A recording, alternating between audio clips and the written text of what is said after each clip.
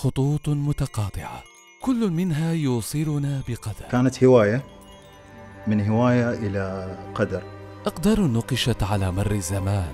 زمان كانت فرحتي بيد جدتي وهي تخيط لنا ملابس العيد، وكيف كنت أراقب يدها وهي تخيط بدقة وهدوء. سنة 88 كنت مشاغب شوي، أرجع من المدرسة أدخل المطبخ أشاغب شوي الوالدة.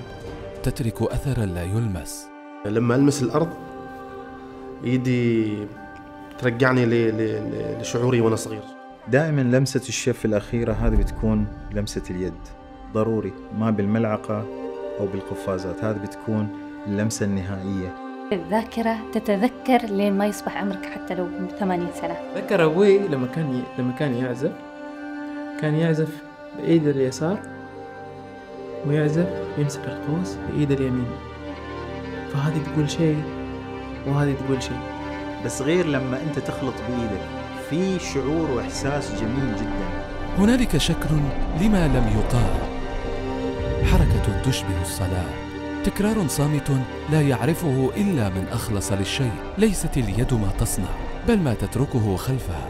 لكل يد أثر ولكل أثر مهنة. أنا مهنتي عازف كمان، وارتباط إيدي بعزفي على الكمان ارتباط وثيق لابد منه.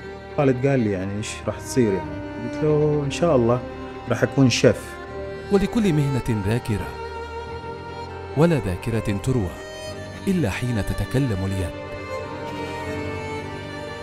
إني تعلمت هالشي كله من يد جدتي. كان إيدها هي اللي تمسك آلة الكمان وتعزف علشان أنا أجي. اليد اللي تزرع عمرها ما تموت. المهنة هذه ما راح تنقرض، لأن هي من طبيعة البشر، طالما في بكرة معناته في أكل.